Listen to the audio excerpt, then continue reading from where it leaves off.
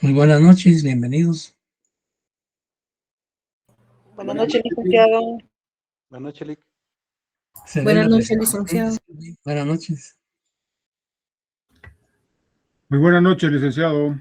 Buenas noches. Se ve la presentación. Sí. Muy bien.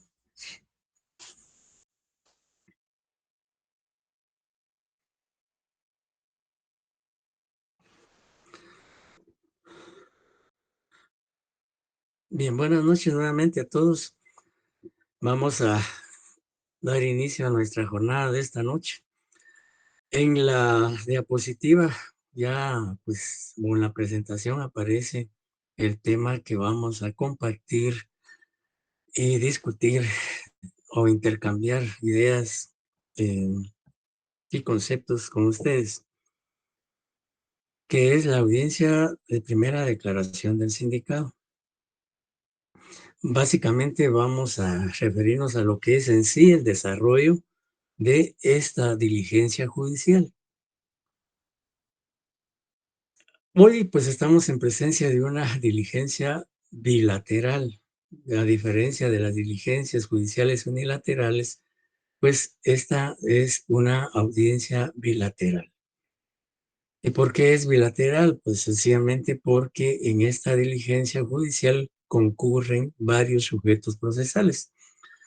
Sobre todo que se trata de la declaración del imputado, pues obviamente va a estar presente el imputado, su defensor, el juez, el Ministerio Público, a través de su representante, que puede ser agente fiscal o fiscal de sección, fiscal de distrito o regional, etcétera. Y si hay querellante adhesivo a quien ya se le dio participación provisional, pues también puede estar en esta audiencia como agraviado. Y si cuenta con abogado, director y asesor, pues también su abogado. Entonces, obviamente, pues es, decía al inicio, una audiencia bilateral porque están presentes ante el juez varios sujetos procesales. El artículo 109, como ya mencioné el día viernes, hace referencia tanto a la audiencia unilateral como bilateral, pero no explica, no indica en qué consiste esta audiencia, sino que pues solamente dice que eh, todos los sujetos procesales pueden hacer sus peticiones de forma verbal cuando se trate de diligencias unilaterales o bilaterales. Bien, hemos expuesto, aparece en la presentación siempre dos definiciones de lo que debemos entender o comprender por lo que es una audiencia bilateral. En la primera definición señalamos que es la comparecencia de dos o más sujetos procesales ante el órgano jurisdiccional para participar en un acto, diligencia judicial dentro del proceso penal en el cual se les ha conferido intervención. Pues como podemos apreciar, pues ya no se trata solo de un sujeto procesal, como ocurre en las audiencias unilaterales. Pues aquí necesariamente tiene que generarse la participación o intervención de dos o más ya sujetos procesales que acuden ante el juez, que acuden ante el órgano jurisdiccional para intervenir, para participar en una diligencia que puede ser, en este caso, la primera declaración. Pero diligencias judiciales o audiencias bilaterales no solo existe la declaración del imputado, sino el Código Procesal Penal regula varias. Por ejemplo, la revisión de medidas de coerción, una audiencia de anticipo de prueba, una audiencia donde se va a aplicar un criterio de oportunidad, una audiencia de acusación o intermedia, una audiencia de ofrecimiento de prueba, etcétera, etcétera. Aquí lo importante es que ya no es solo la presencia de un sujeto procesional, sino varios sujetos procesales. Bien, El artículo 81, a partir del artículo 81 del Código Procesal Penal, pues se inicia con lo que es, digamos, primero, el artículo 81 se refiere a las advertencias o la información preliminar que el juez está obligado a hacer del conocimiento del imputado y, por supuesto, también a los sujetos procesales, demás sujetos procesales. La declaración del imputado, pues lo encontramos regulado a partir del artículo 81 al 91 del Código Procesal Penal. ¿Y qué es la declaración del imputado? ¿Por qué es importante esta declaración dentro del proceso penal? En primer lugar, porque es una audiencia fundamental para que el proceso penal prácticamente se desarrolle desde el inicio, observando y cumpliendo con todas las garantías constitucionales y procesales de los sujetos procesales. A partir, digamos, de esta declaración del imputado, él va a hacer uso o va a poder hacer, digamos, hacer valer su derecho de defensa, tanto material como técnica. Y además, en esta audiencia, el imputado va a tener conocimiento sobre los hechos delictivos que el Ministerio Público le está atribuyendo. Entonces, y precisamente sobre ese hecho es que él va a pronunciarse sobre ese hecho, es que va a él a exponer si decide declarar o también puede hacer uso de su derecho constitucional de abstenerse a no declarar. Entonces, ¿qué es la declaración del imputado? ¿Cómo podemos concebirla jurídica y técnicamente? Pues sencillamente se dice que es la manifestación verbal oral. Es una audiencia que no puede ser escrita, sino tiene necesariamente que ser oral. Y aparte de la oralidad, pues también esa manifestación, esa expresión del imputado tiene que ser libre, es decir, y sobre todo espontánea. Tiene que nacer de la voluntad del imputado querer o no declarar. Que esa declaración que él, si él decide declarar, que no esté influenciada por amenazas, por intimidaciones, por coacción o por cualquier otra situación que afecte la voluntad o el consentimiento del imputado. Por eso se dice que es una declaración libre y espontánea, que no tiene que estar sujeta a ninguna disposición externa que influya sobre la decisión del imputado. Y esa declaración, pues como les decía hace un momento, tiene que versar, tiene que circunscribirse a los hechos punibles que el Ministerio Público le imputa al sindicado. Y en la otra definición, pues se dice que es una diligencia judicial porque se hace ante una autoridad que está investida o que está, o que el Estado le ha delegado la función de hacer justicia, ¿ya? Pues es una diligencia judicial porque se va a desarrollar ante un juez titular de un órgano jurisdiccional.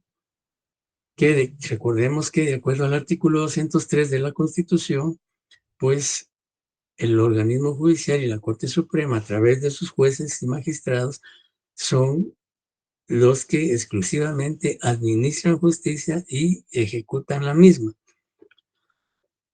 Y en esa diligencia judicial, la finalidad es que el sindicado se pronuncie sobre los hechos que el Ministerio Público le está imputando. Eso, digamos, con estos elementos, pues ya obviamente nos estamos ahorita enterando, o posiblemente ustedes ya tenían conocimiento de qué o en qué consiste la declaración del sindicato. Sin embargo, pues hemos expuesto aquí dos definiciones que nos permite ampliar nuestros conocimientos respecto a esta diligencia judicial y a este derecho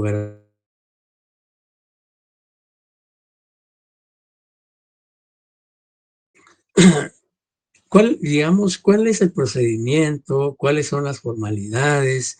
¿Cuál es la ritualidad que tanto el juez como los sujetos procesales deben observar, deben cumplir en el desarrollo de esta audiencia?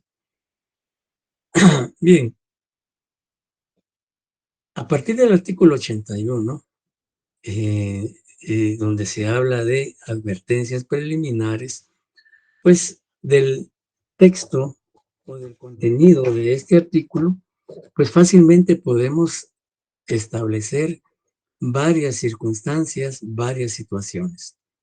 El artículo 81, pues, contempla o regula, en primer lugar, que cuando el juez inicia la audiencia, pues primero tiene que establecer, tiene que verificar la presencia de los sujetos procesales, es decir, que esté presente el sindicado, que esté presente su abogado defensor, que esté presente el fiscal del Ministerio Público, que esté presente el querellante si es que ha sido admitido dentro del proceso y ha pedido participar en esa audiencia, pues que esté presente él, su abogado defensor, su abogado director o asesor.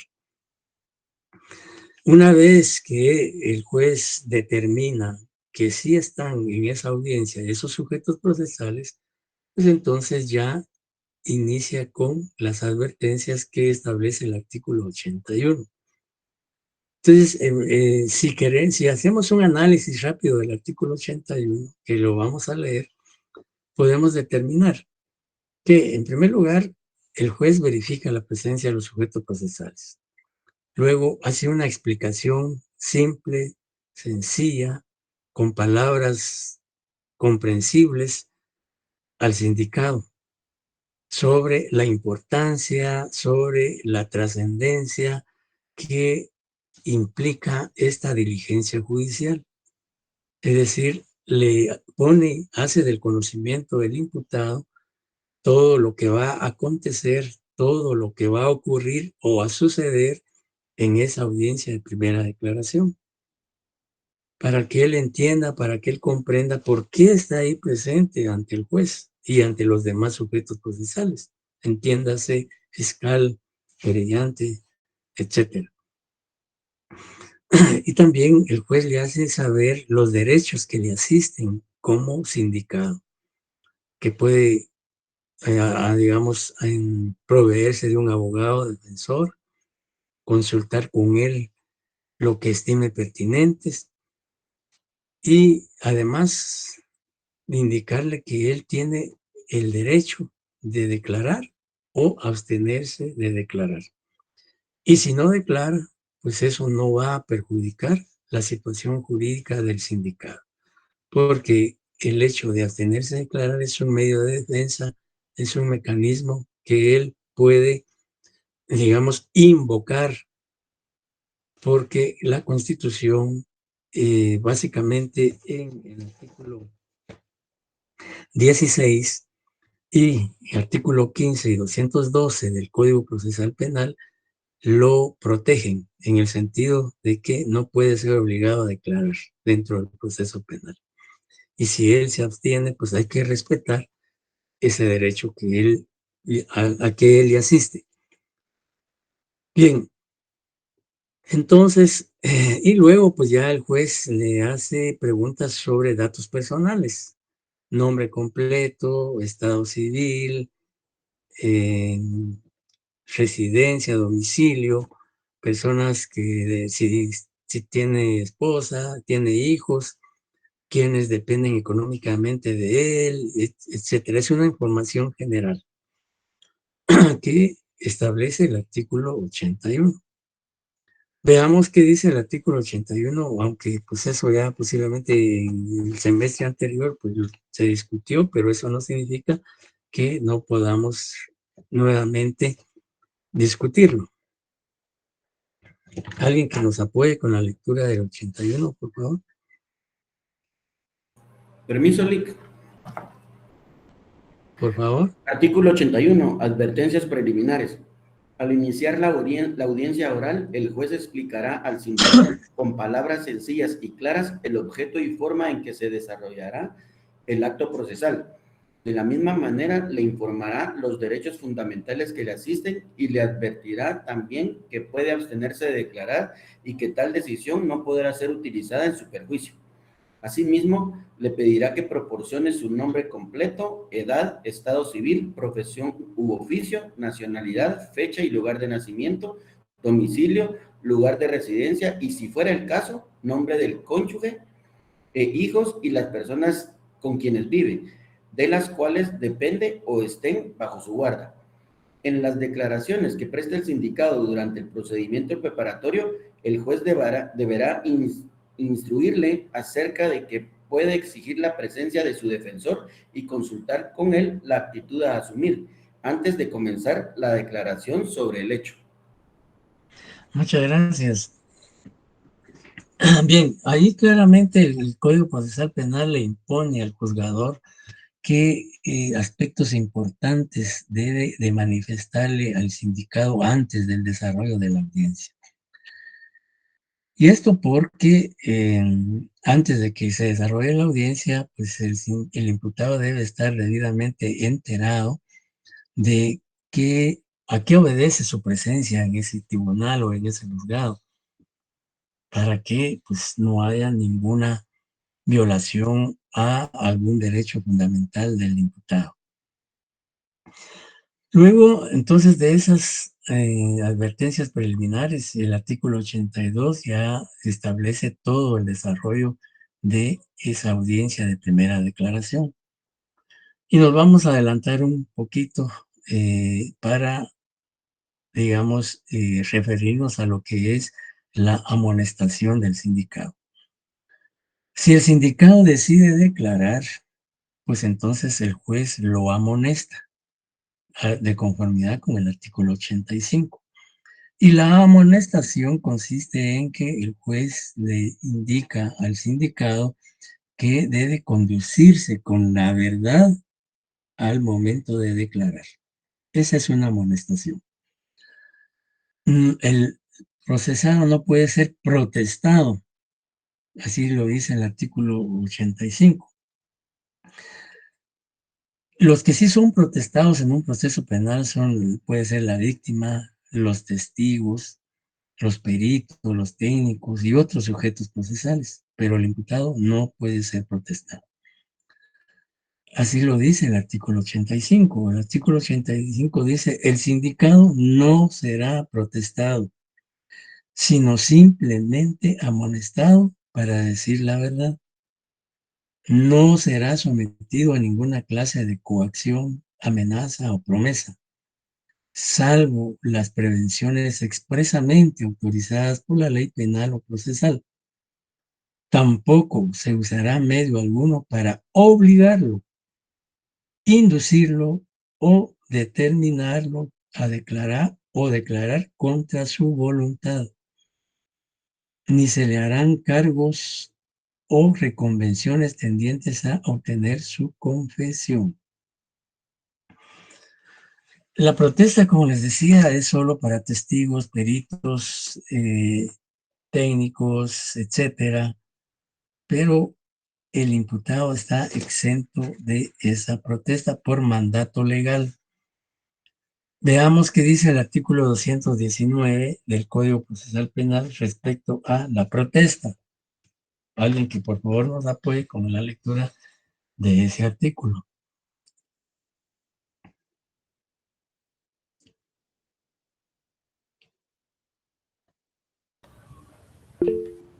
Sí, licenciado, buenas noches. Protesta solemne. Sí. Antes de comenzar la declaración, el testigo será instruido acerca de las penas de falso testimonio. A continuación se le tomará la siguiente protesta solemne. ¿Promete usted como testigo decir la verdad ante su conciencia y ante el pueblo de la República de Guatemala? Para tomarte la declaración, el testigo deberá responder: sí, prometo decir la verdad. El testigo podrá reforzar su aserción apelando a Dios, a sus creencias religiosas. Muchas gracias, Roxana.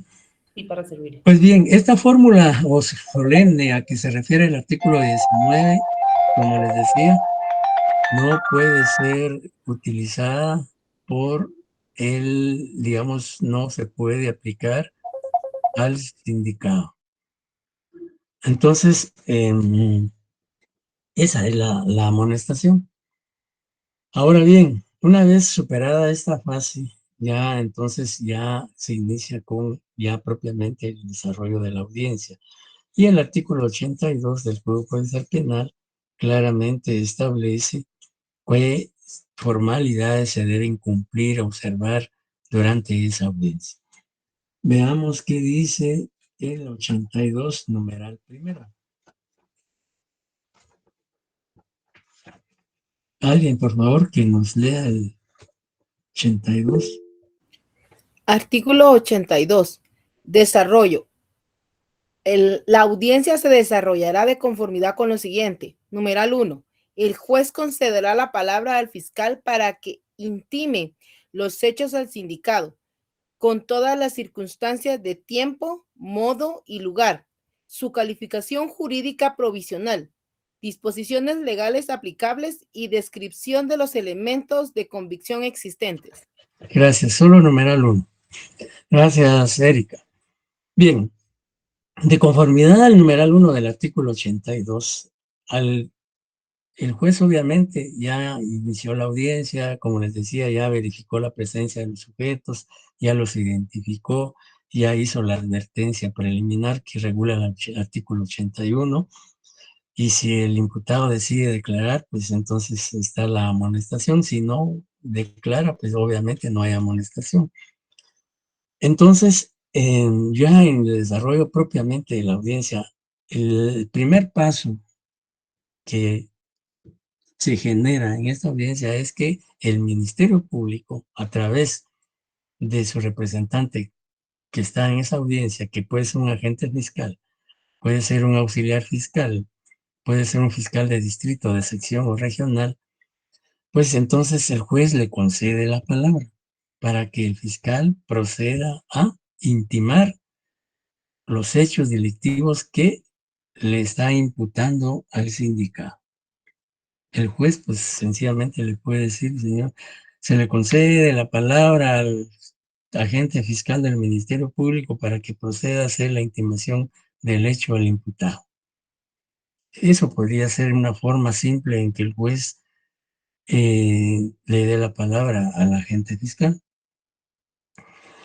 Pues luego el agente fiscal pues respondería: muchas gracias, señor juez, en mi calidad de agente fiscal y en representación del Ministerio Público, con fundamento en los artículos 6, artículos 9, 12, 20 y 251 de la Constitución Política de la República, en el artículo 1, 2, 5, perdón, 24 bis, 81, 82 del Código Procesal Penal, esta representación procede a hacer la intimación del hecho al imputado de la manera siguiente.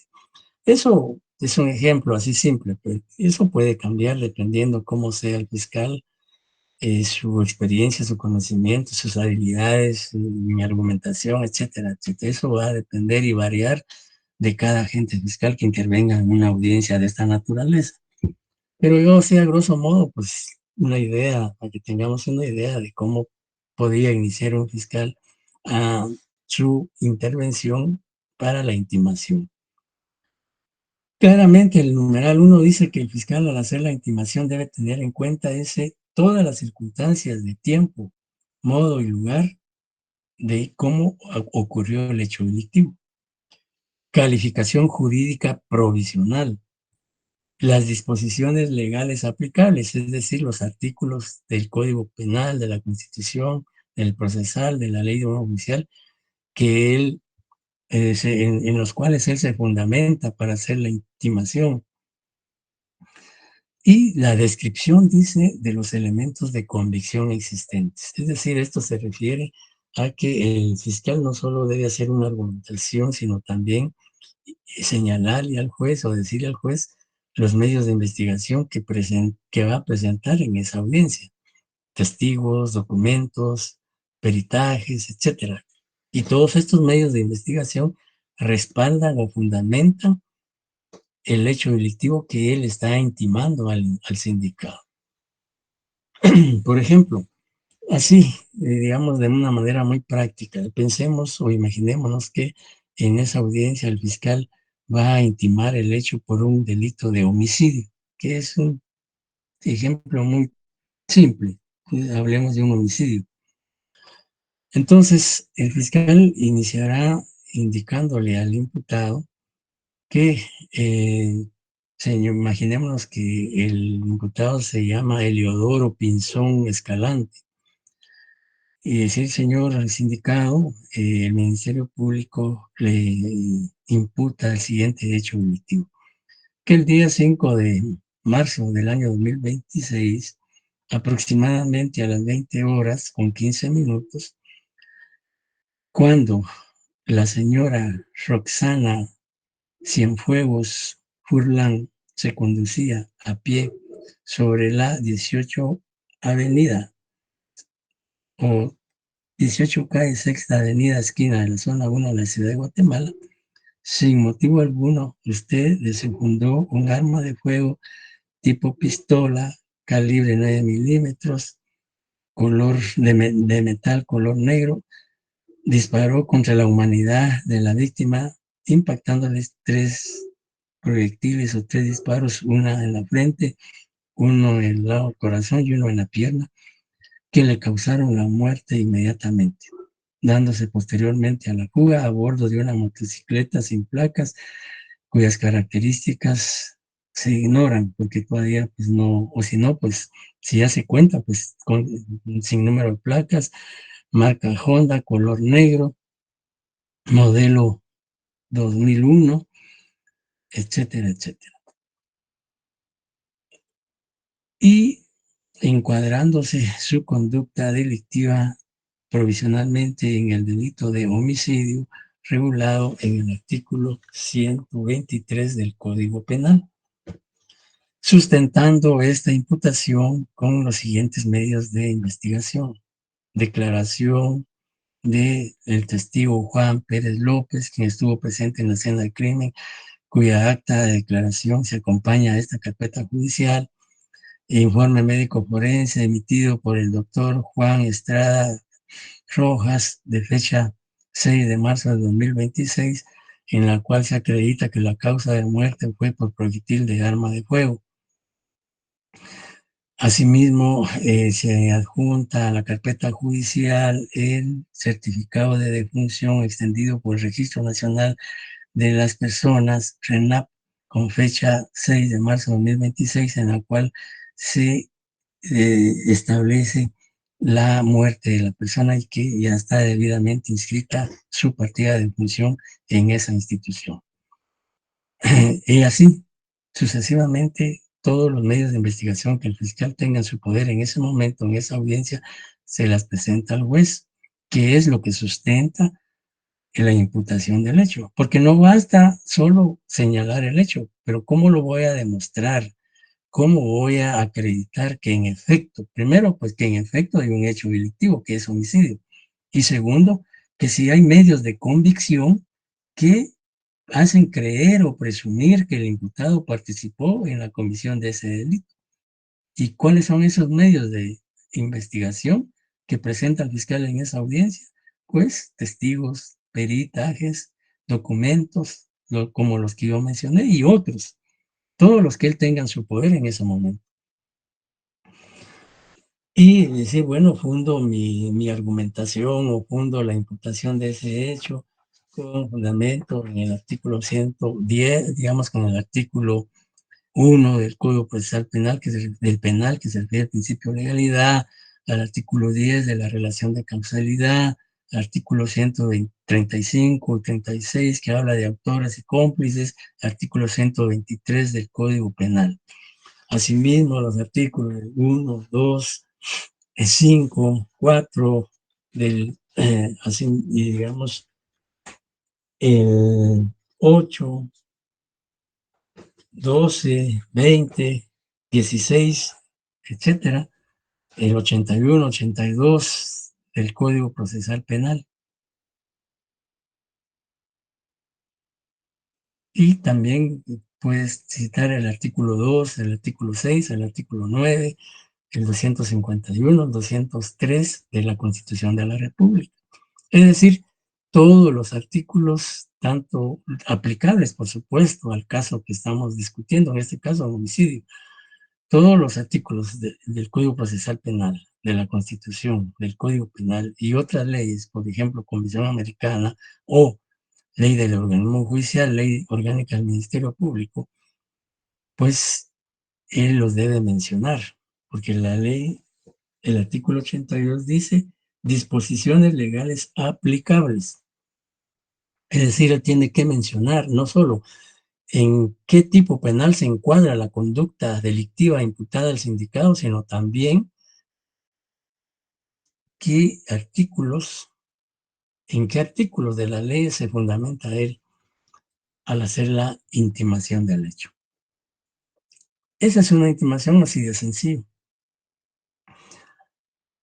Pensemos, a ver, Eduardo Lux, pensemos que usted está en una audiencia de primera declaración del sindicato y usted es el agente fiscal que está representando al Ministerio Público.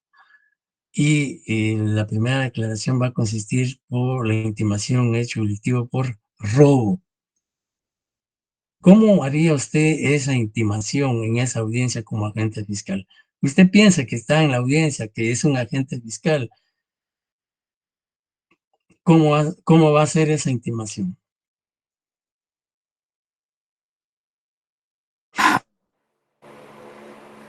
No sé, Lick, disculpe. Rocaelo Galdes.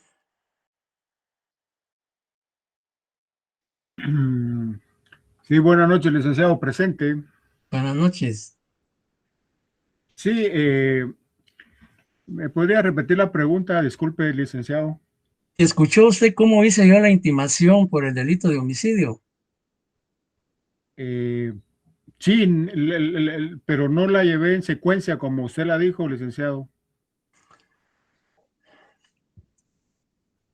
Bueno, pero intente, trate de hacerlo, porque de eso se trata. Estamos aquí aprendiendo todos y todos en un momento dado tenemos que, ustedes como futuros abogados tienen que hacer, si se dedican a lo penal, pues, aunque no se dediquen a lo penal, hoy todas las áreas del derecho hay mucha oralidad y mucha publicidad.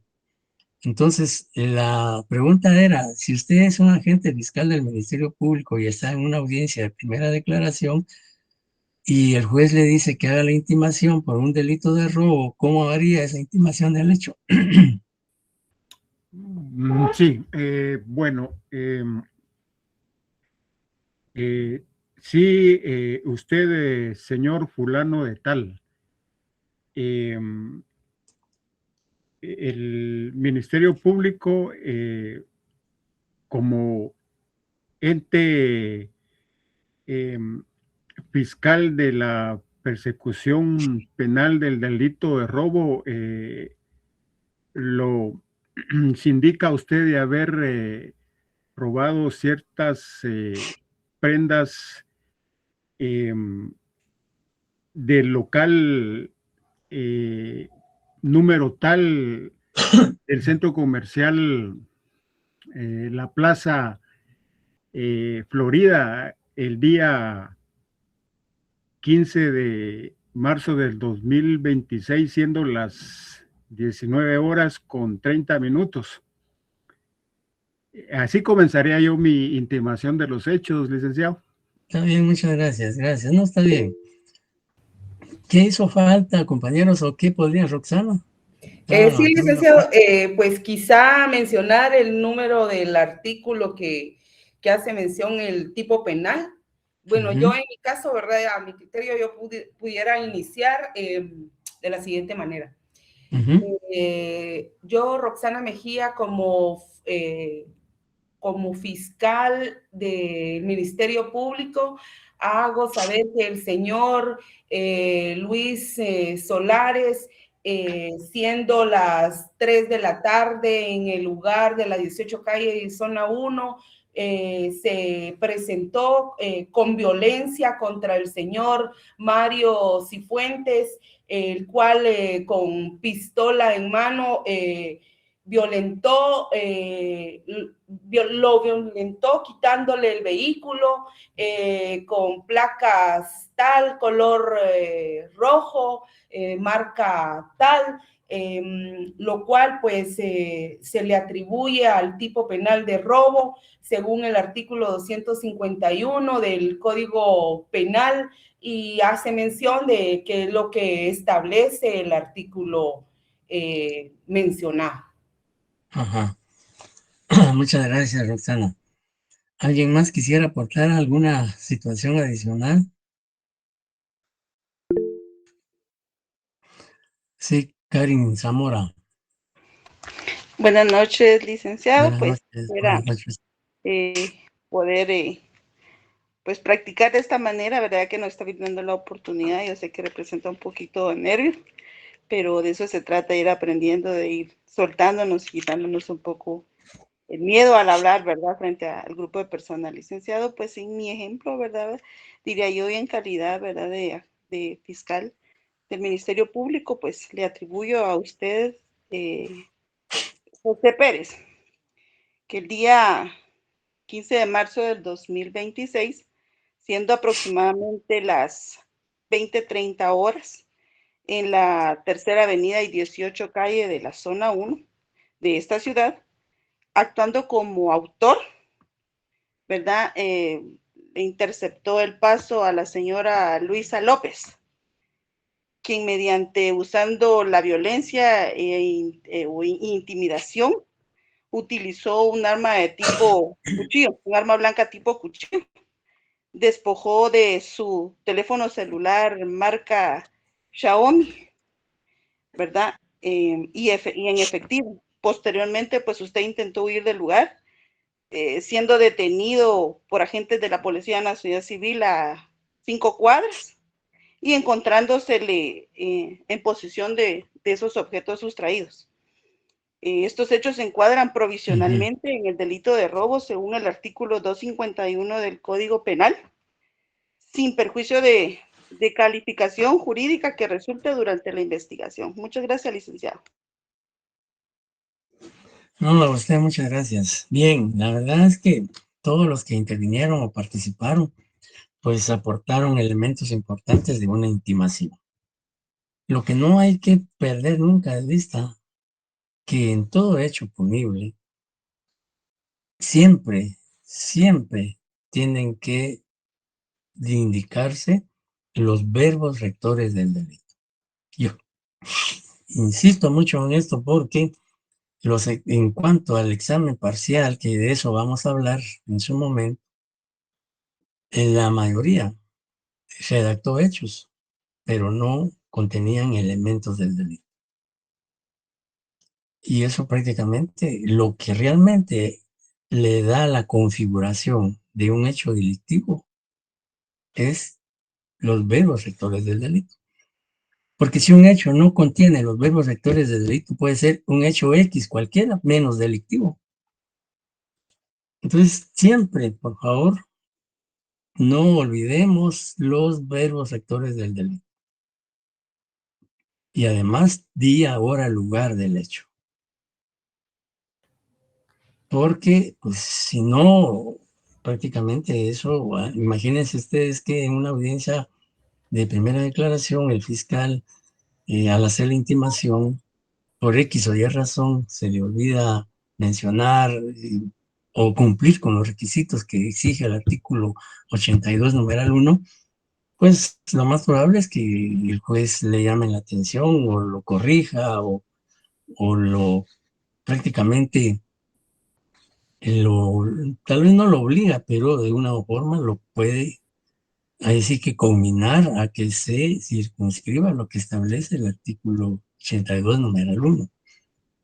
Entonces, y siempre también mencionar porque así lo dice la ley, los artículos que, digamos, fundamentan su intervención, porque igual, como vamos a ver más adelante en los numerales que siguen, siempre hay que fundamentarse en lo que se está exponiendo o lo que se está requiriendo, ¿ya?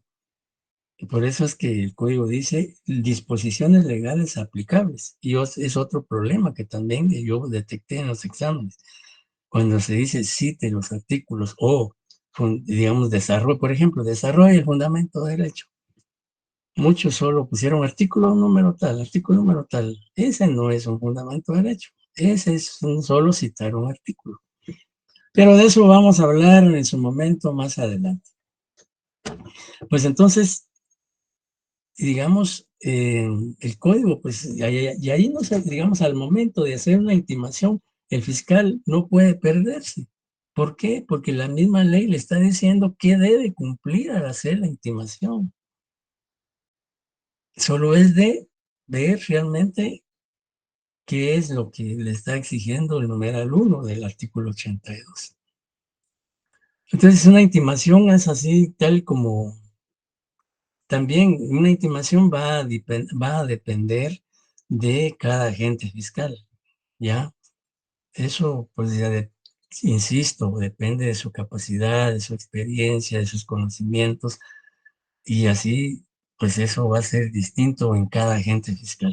Pero lo que sí no puede dejar de cumplirse es con los requisitos que exige el artículo 82, numeral 2. Sí, Roxana. Sí, yo creo que también otra cosa que se nos olvidó es describir los elementos para poder convencer al juez, ¿verdad? Esos elementos de Convicción. los De convicción. testigos, peritos, qué documentos tenemos a la mano, ¿verdad? Para que hagan convencer al juez de que realmente hubo robo, ¿verdad? En este caso, pues testigos, ¿verdad? Que hayan visto de que sí fue un robo con violencia, que Claro. sí fue un arma, ¿verdad? Que fue un cuchillo, machete, arma Pero, blanca, pero ¿verdad? en esto también hay que tener cuidado, porque si yo ya incluyo un arma, sea de fuego, sea blanca, pues ya deja de ser robo y prácticamente ya estaríamos en presencia de un robo agravado. Porque, digamos, recordemos que el artículo 252 del Código Penal, en uno de sus numerales, habla que hay robo agravado cuando se cometa con arma, ¿no? Aunque no se haya, el numeral tercero dice que es robo agravado si los delincuentes llevaran armas o narcóticos, aún cuando no hicieran uso de ellos. Entonces, si hablamos de que el imputado portaba un arma y con la misma amenazó a la víctima para despojarla de sus pertenencias, pues deja de ser un robo simple y pasa a ser un robo agravado. Estamos. Bien, continuamos entonces. Luego, el artículo 82, numeral segundo dice, si el sindicado acepta declarar, el juez le dará el tiempo para que lo haga libremente. Pues ya el juez le hizo la advertencia que él tenía la libertad de declarar o negarse a declarar. Y si no declara, eso no afecta, no perjudica la situación jurídica del imputado, porque el negarse a declarar es un medio de defensa que él tiene, de defensa material, de defenderse. ¿Ya? En la práctica y en la realidad, en la mayoría de casos, el imputado no declara. Primero, porque puede ser consejo o estrategia del abogado defensor y de asesorarlo, decirle, mire, no declare. Porque si usted declara, va a ser sometido a un interrogatorio por parte del Ministerio Público. Y si está el querellante y su abogado, pues también va a ser sometido por el abogado del querellante. Entonces, mejor no declare. Porque pudiera ser que si usted declara, el fiscal, al hacerle las preguntas, puede hacer que lo comprometa, puede hacer que usted diga cosas que lo perjudiquen y mejor no declare. Entonces, en la práctica, en la mayoría de casos, el imputado no declara, haciendo uso valer de su derecho constitucional de abstenerse de declarar. Pero, ¿qué pasa si el abogado defensor le dice, mire, no declare porque X y motivos? Pero él dice, no, yo sí quiero declarar porque yo estoy consciente que yo no participé en ese hecho delictivo y le quiero exponer al juez lo que realmente pasó. Y yo sí quiero declarar. Imaginemos que ustedes estén ejerciendo la defensa de la persona y usted como abogado defensor ya le manifestó a su defendido que no declare, pero él insiste en declarar. ¿Qué haría usted como abogado defensor?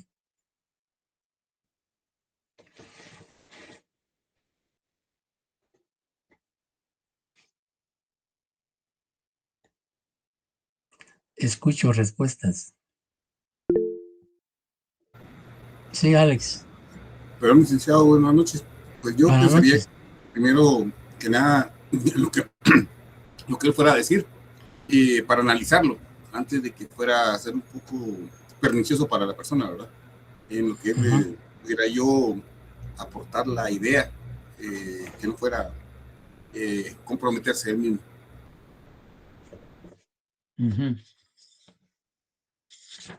¿Y qué entonces? ¿Alguien más?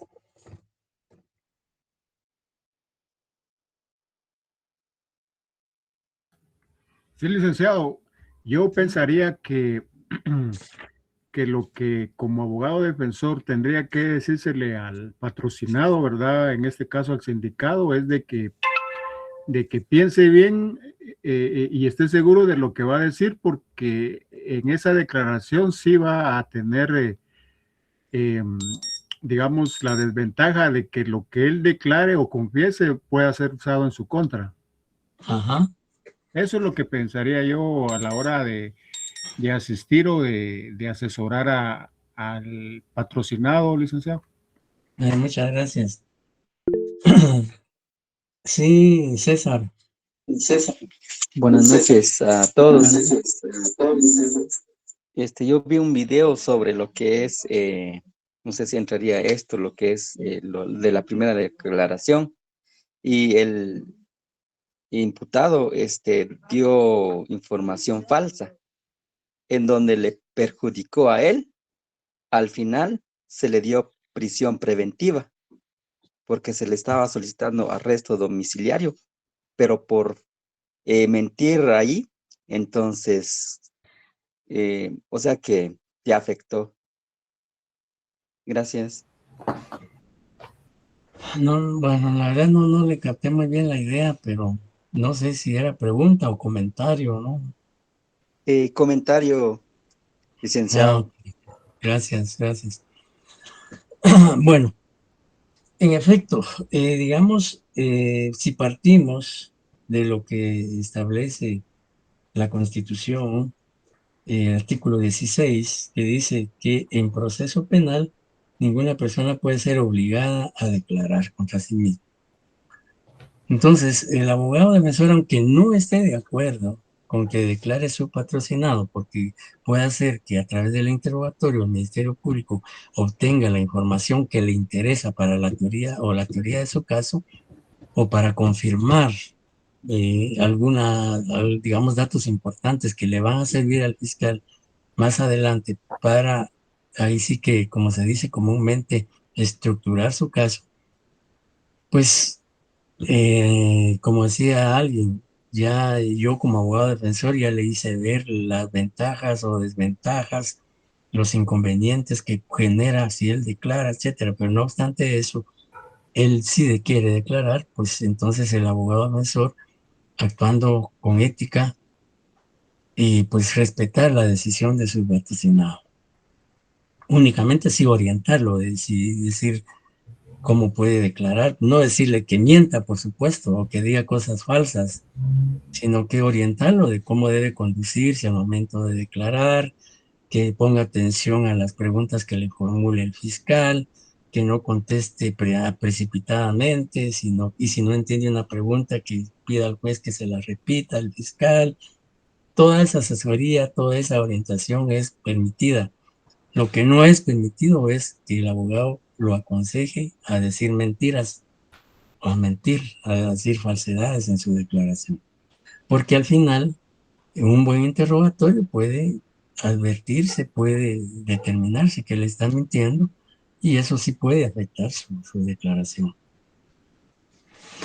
Bien, entonces decía que va con fundamento en ese artículo constitucional, pues el abogado debe respetar la decisión, y también el artículo 15 del Código Procesal Penal habla sobre ese derecho que él tiene de que si decide declarar, que lo haga libremente, que nadie lo puede obligar a no hacerlo, ¿no? Entonces, por un lado, eso podríamos decir en cuanto al numeral segundo del artículo 82.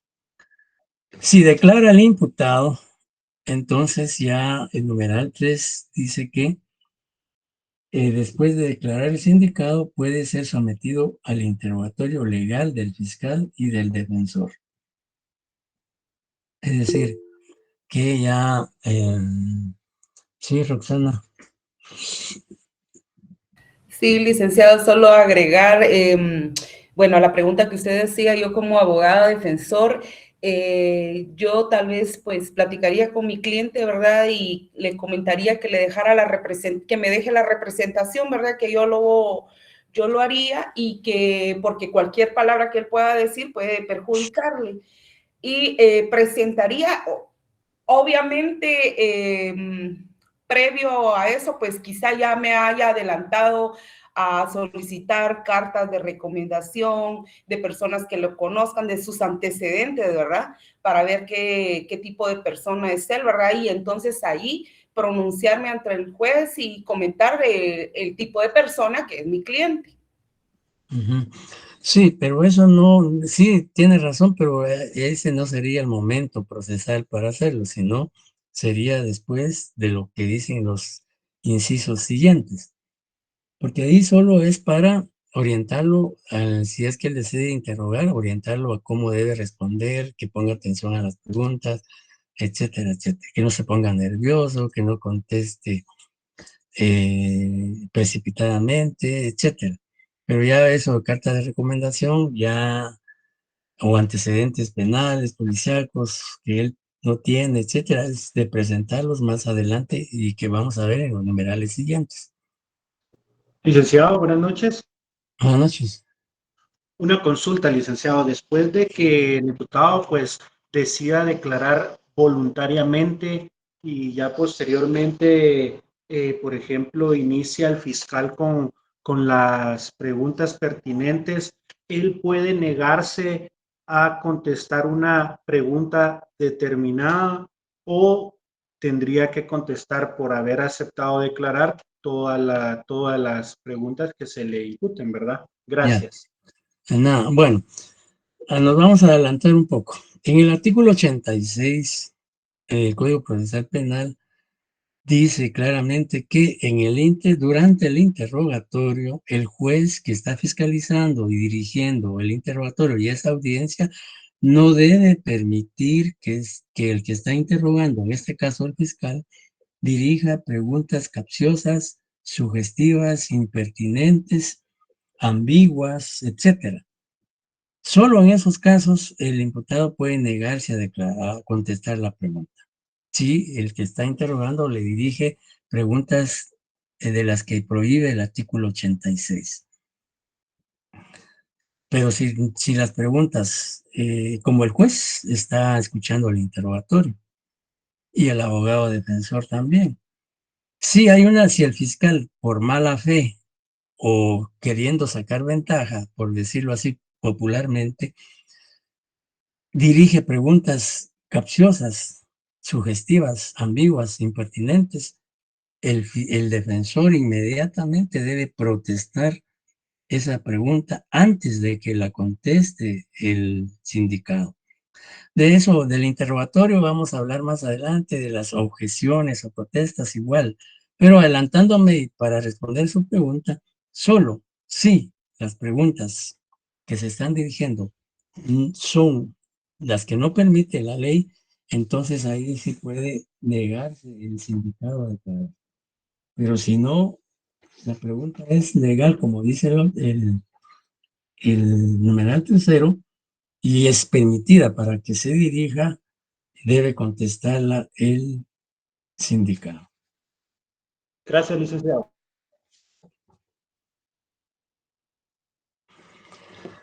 Bien, entonces, luego de que si declara, pues comienza interrogando el fiscal y posteriormente el abogado defensor, si es que desea declarar.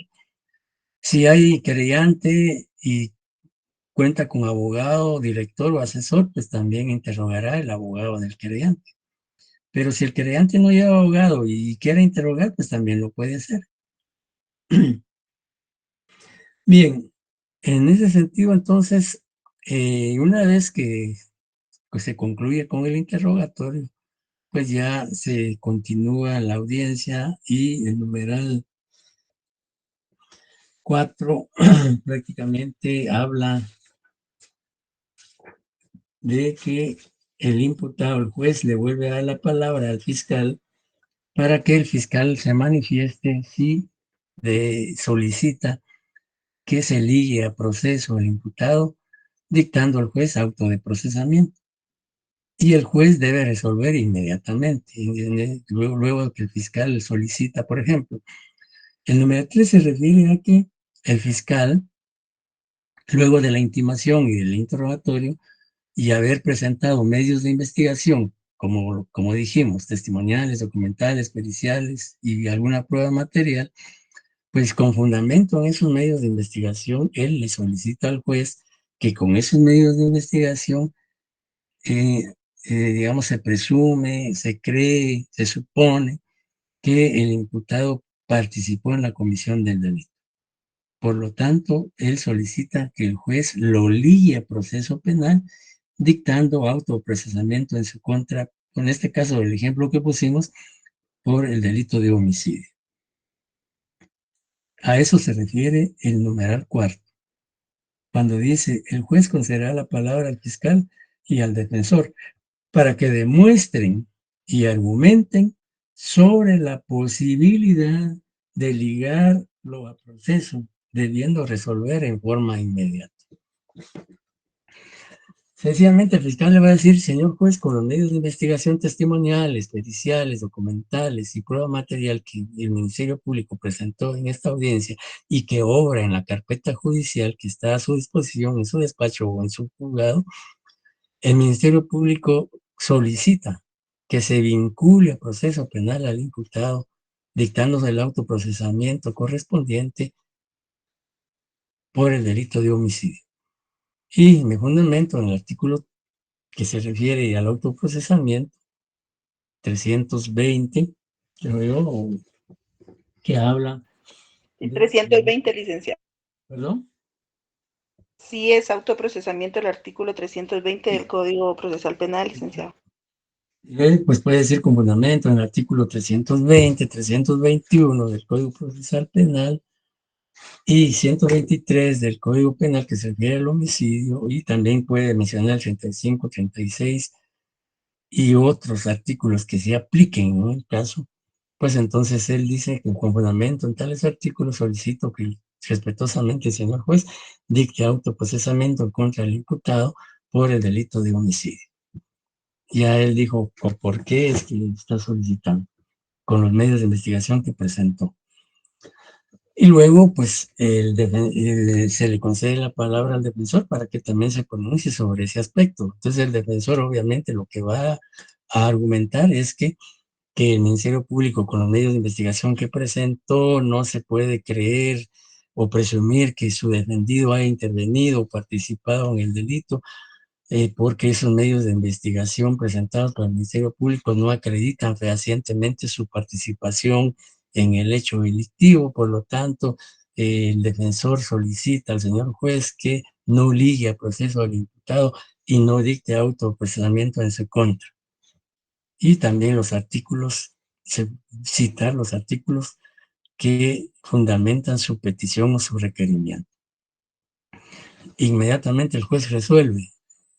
El juez tiene dos alternativas: ligarlo a proceso o dejarle, digamos, decretar falta de mérito en su contra, o bien modificar el delito si es que las cosas, los medios de investigación acreditan que fue otro hecho delictivo el que se cometió. Pónganle que no fue un homicidio siempre, sino fue un homicidio en estado de emoción violenta, o preterintencional, o culposo. Y si en esa audiencia se acredita eso, pues el juez, al momento de resolver la situación jurídica, puede modificar la calificación jurídica del delito. Bien, entonces, el juez, si el juez decide ligarlo a proceso, dictará autoprocesamiento. En este ejemplo que dijimos que era un delito de homicidio, pues entonces el juez tendrá que dictar autoprocesamiento por ese delito. Y si no, pues él dice que no, los medios de investigación que presentó el Ministerio Público, realmente hay duda razonable, no se puede realmente tener certeza de que haya participado en el delito del imputado, pues puede ordenar su libertad otorgándole una falta de mérito, que vamos a analizar también en un momentito. Bien, entonces, esas alternativas tiene el juez. Luego de eso, ya el numeral 5 señala que alguien que por favor dé lectura al numeral 5 del 82, por favor.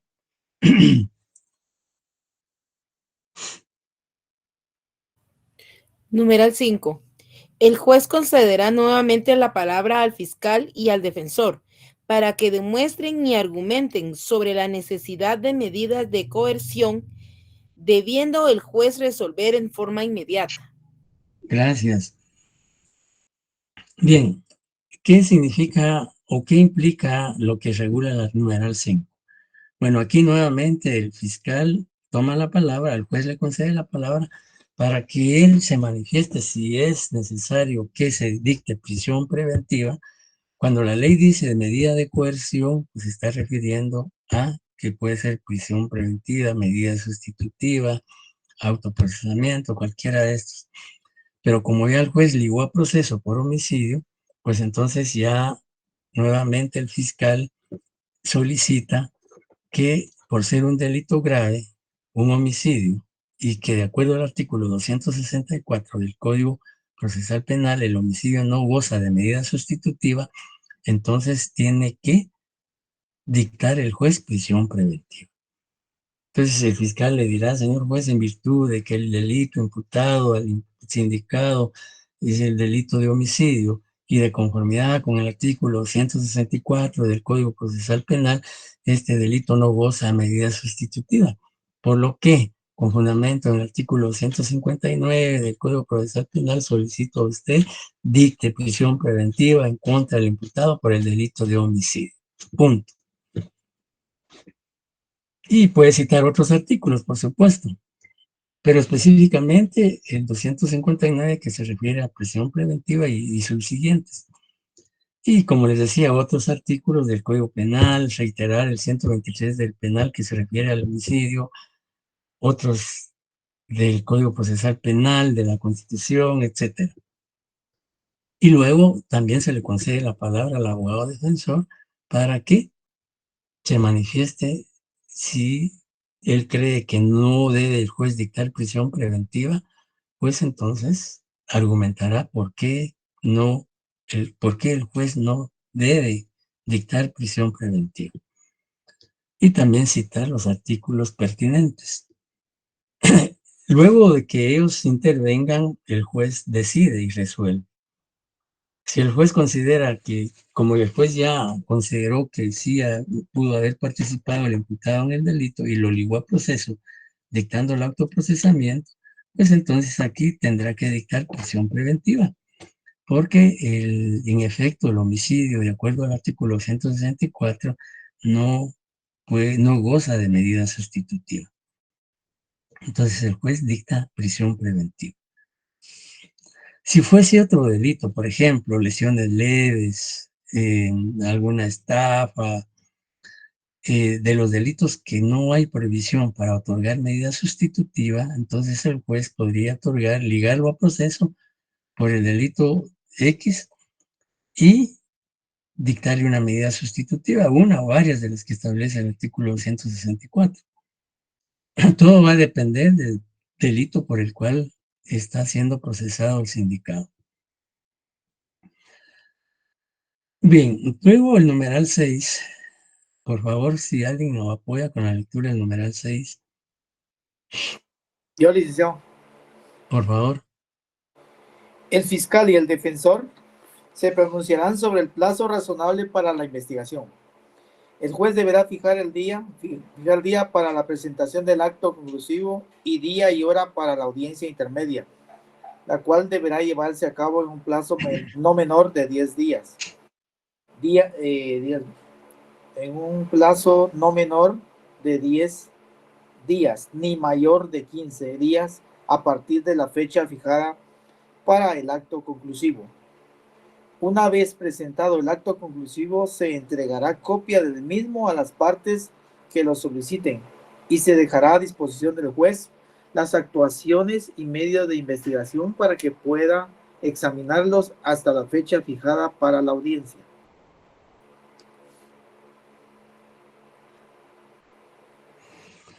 Muchas gracias, Eduardo.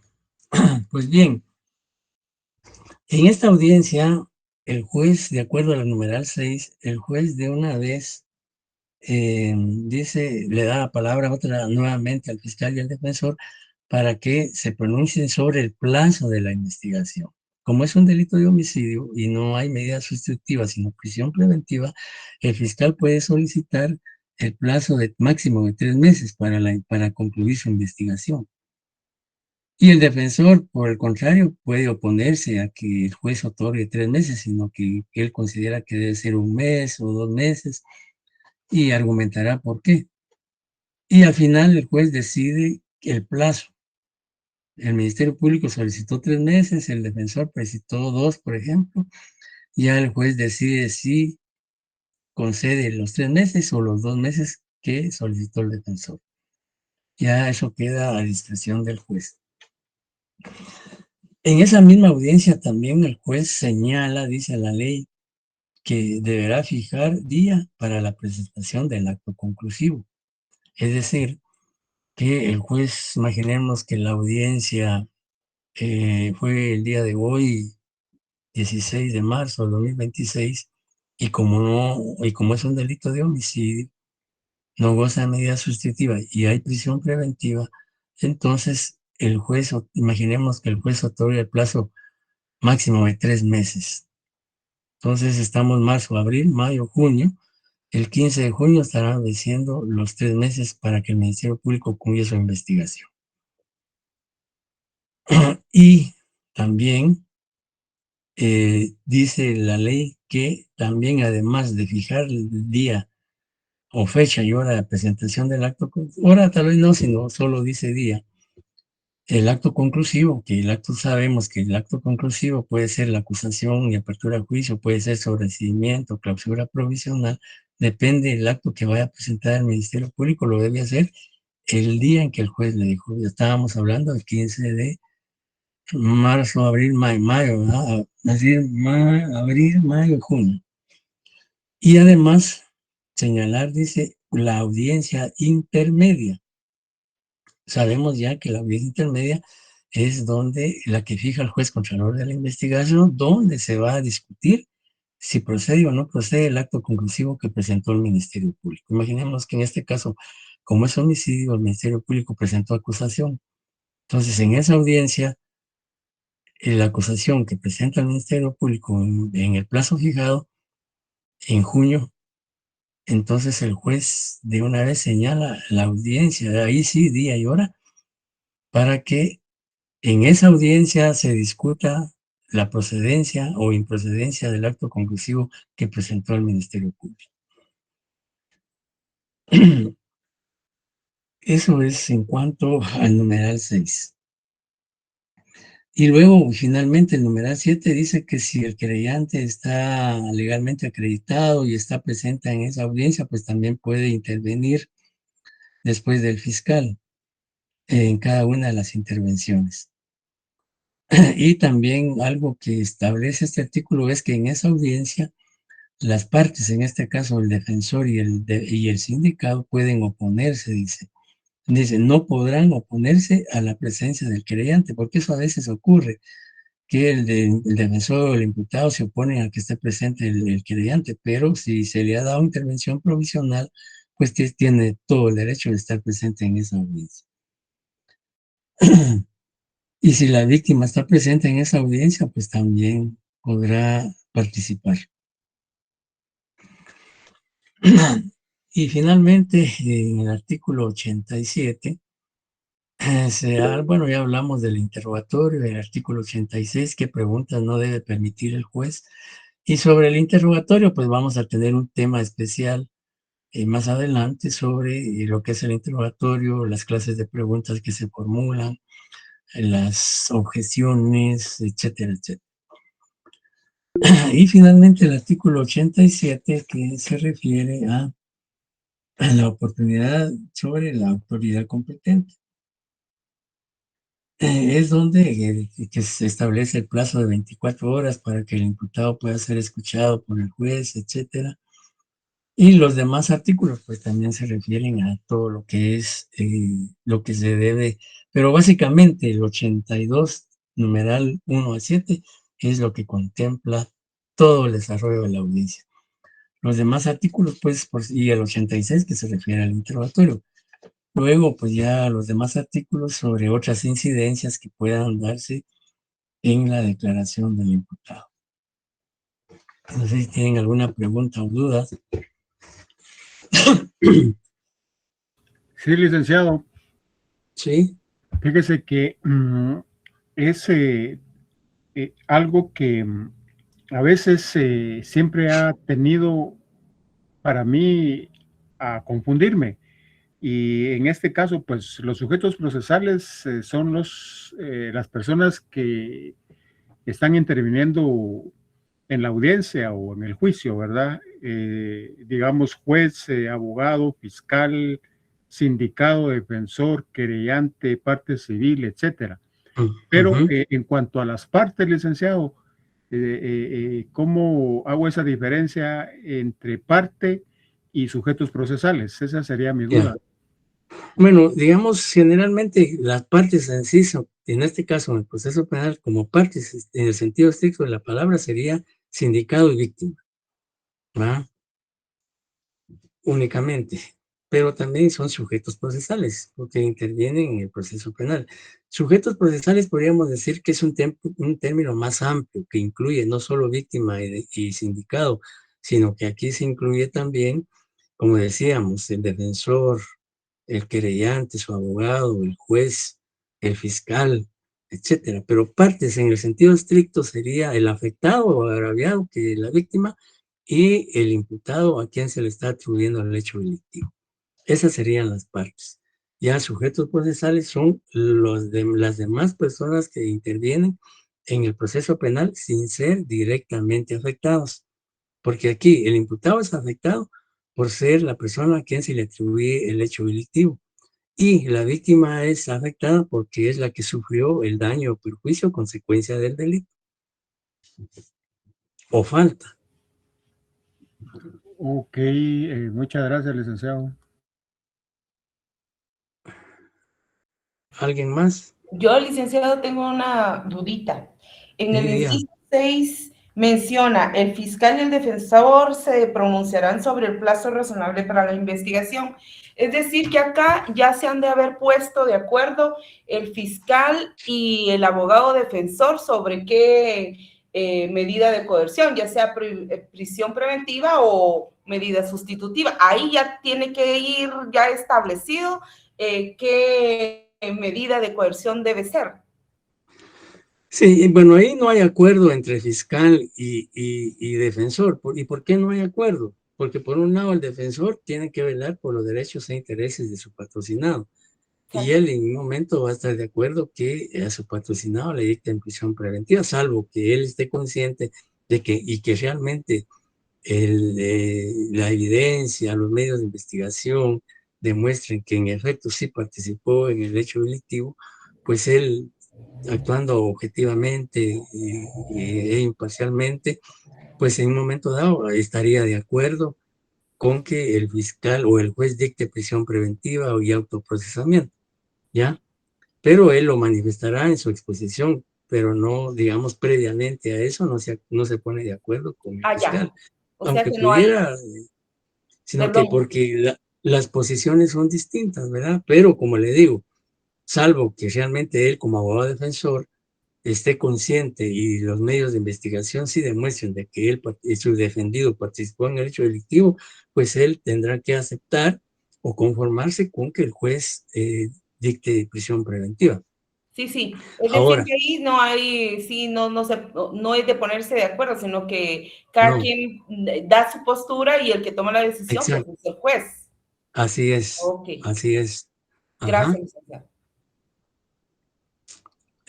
Si no hay ninguna otra duda o pregunta, pues vamos a concluir nuestra jornada de esta noche, Licenciado, solo disculpe, recordándole a los compañeros, sí, permítame, la solo interrupción. recordándole a los compañeros, que van a examinar el día de mañana extemporáneo, por favor a las 5 de la tarde, puntuales, en el cubículo 205, edificio S7, segundo nivel. Lleven sus leyes, sus códigos para... ¿Alguien más? Miren, según información de coordinación que ellos en su momento posiblemente lo van a confirmar, que solamente el día de mañana creo que van a tener clases presenciales y el miércoles, jueves y viernes creo que van a ser virtuales.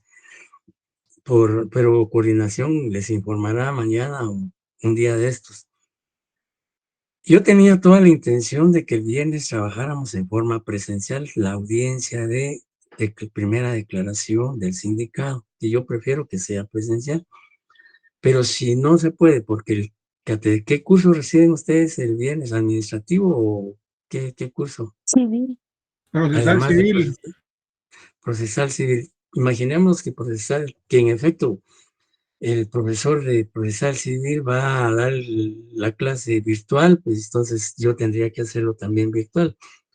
Entonces no podríamos trabajar presencial la audiencia, pero no podemos perder más tiempo, entonces vamos a tener que realizar esa audiencia de solicitud de orden de aprehensión virtualmente.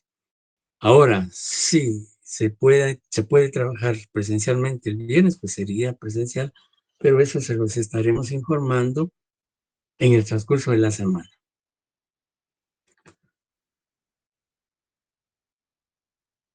¿Algo más?